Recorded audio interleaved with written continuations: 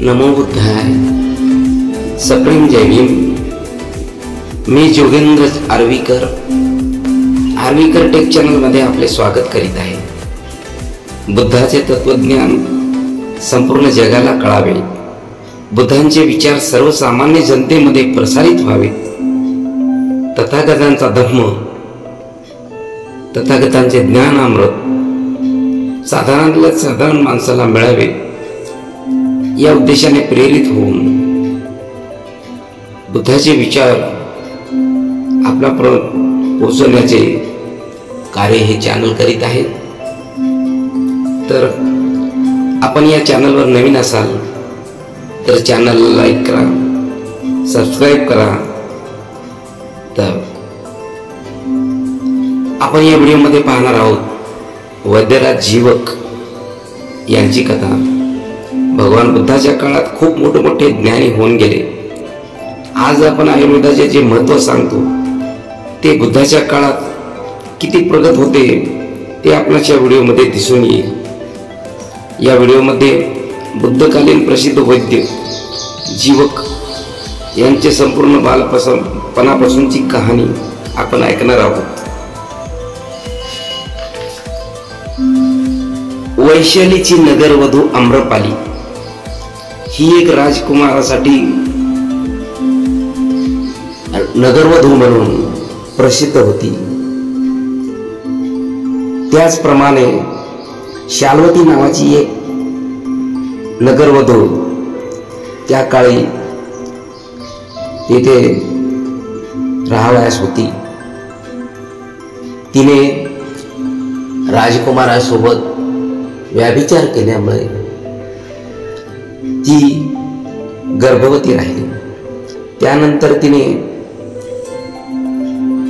समाजामध्ये वावरणे सोडून दिले.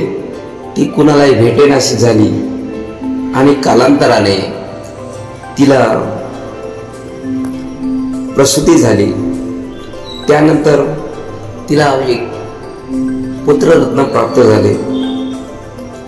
तिला ते आपल्या वेश्या व्यवसायामध्ये अडचण होईल या उद्देशाने तिने आपल्या दासीला बोलावले आणि तिला सांगितले, या बाळाला कुठेतरी टाकून ये, कारण हे बाळ जर संगोपन करावयाचे तर आपणास अनेक अडचणीचा सामना करावा लागेल आणि यासाठी या बाळाला तू कुठेतरी जाऊन सोडून ये असे सांगून तिने दासीजवळ बाळाला सोपवले. दासीने ते बाळ उचलले आणि एका रस्त्याच्या कडेला मातीच्या ढिगाऱ्यामध्ये त्या बाळाला तेथे टाकून दिले. टाकल्यानंतर त्या ठिकाणी कावळ्यांनी बाळावर हल्ला केला. बाळांना त्याने चोचीने रक्तबंबाळ केले. रक्तबंबाळ केल्यानंतर बाळ जोरजोरात रडू लागले. हा रडण्याचा आवाज ऐकून रस्त्याने जाणाऱ्या येणाऱ्या लोकांना ते बाळ दृष्टीस पडले. त्यांनी त्या बाळाला पाहिले. आता पाहता त्या ठिकाणी गर्दी जमली. हे पाहून त्या ठिकाणी बरीच लोके त्या बाळाला पाहत होती आणि तेव्हा त्या ठिकाणी गर्दी पाहून राजा बिंबिसार यांचे पुत्र राजा अभय हे त्या ठिकाणाहून जात होते. जात असताना त्या ठिकाणी पोहोचले आणि त्याने पाहिले हे बाळ किती रक्तबंबाळ अवस्थेत आहे आणि या बाळाला वाचवले पाहिजे. त्यांनी आपल्या सेवकांना आज्ञा केली, या बाळाला ताबडतोब उचलून घ्या आणि त्याची शुश्रूषा करा.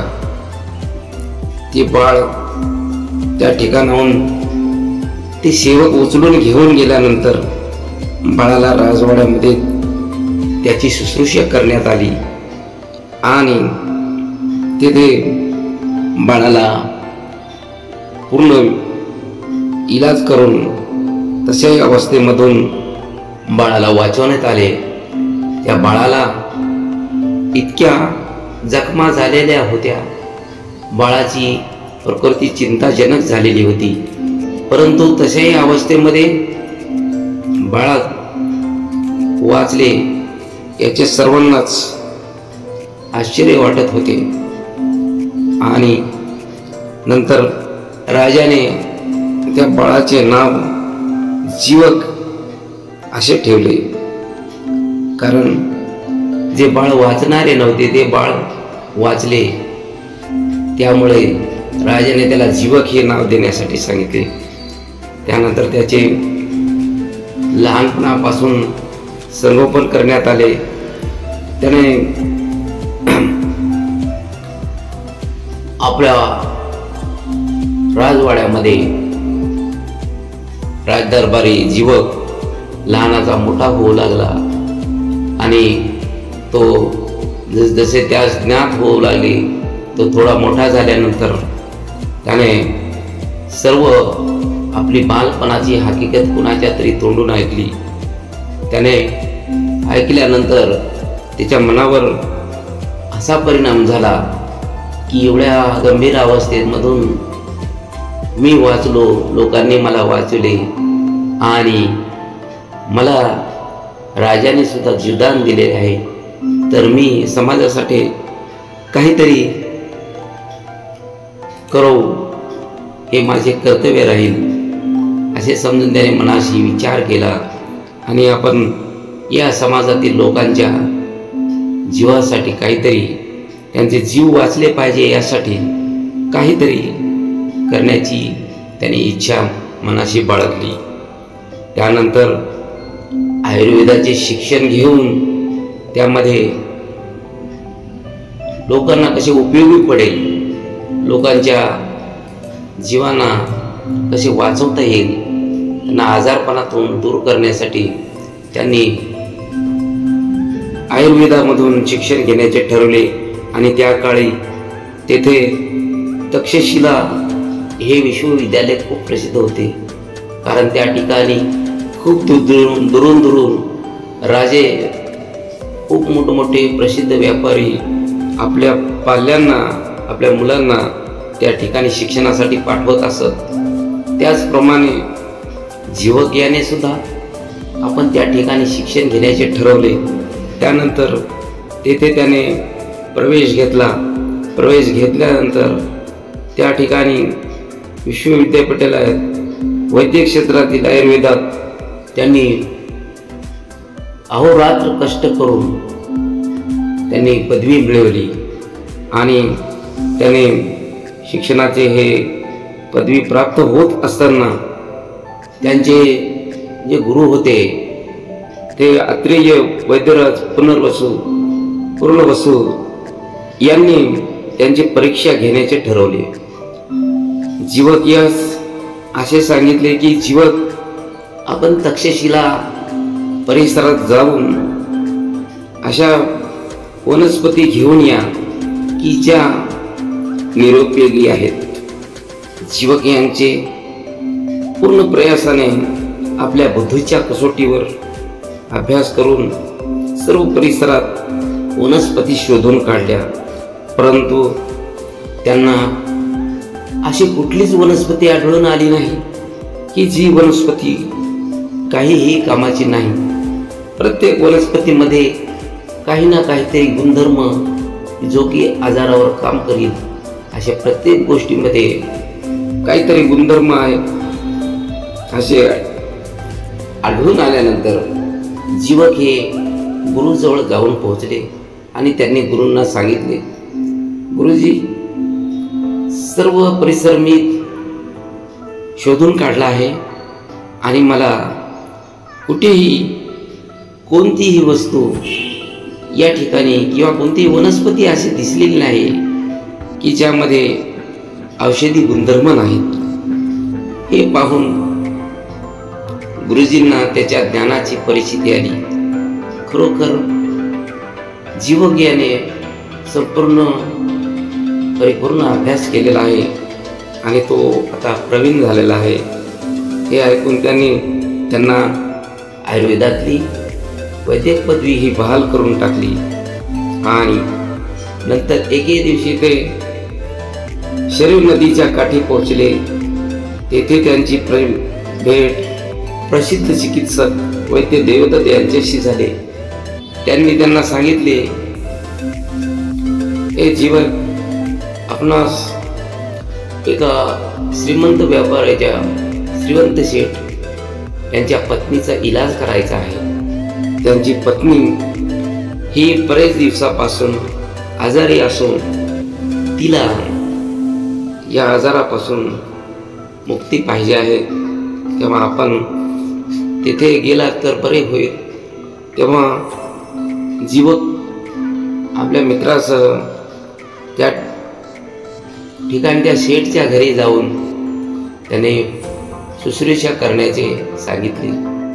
त्यानंतर त्या जीवकाला पाहून त्यांचे वय बघून त्यांचा अनुभव पाहून ती शेठची पत्नी त्या जीवक यांना इलाज करण्यास नकार दिला.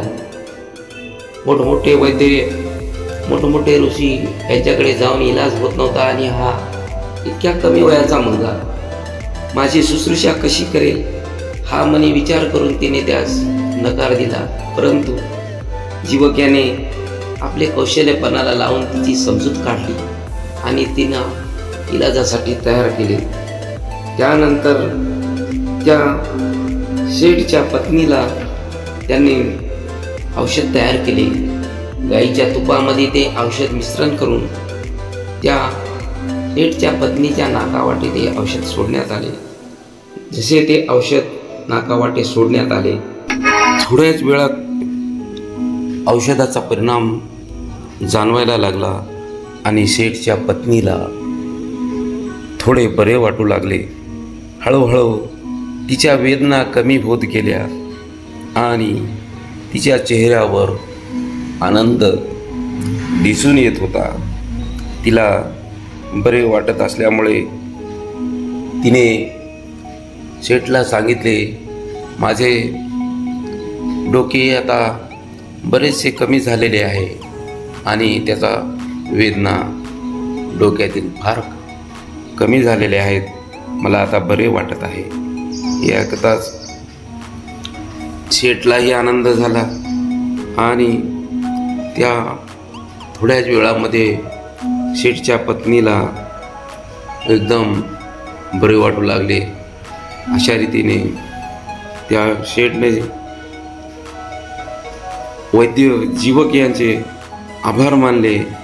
सर्व 7 वर्षापासून शेठची पत्नी ही त्या आजाराशी झुंजत होती आणि जीवक याने थोड्याच वेळामध्ये त्या शेठच्या पत्नीवर इलाज केल्यामुळे शेठने खुश होऊन शेठला त्यांना राजमुद्रा आणि अजून त्यांना बरेचसे असे द्रव्य त्यांना भेट दिली.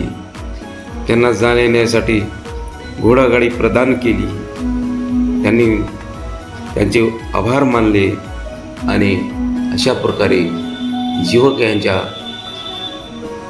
पूर्ण वैद्यकीय पदवीची लोकांमध्ये चर्चा सुरू झाली.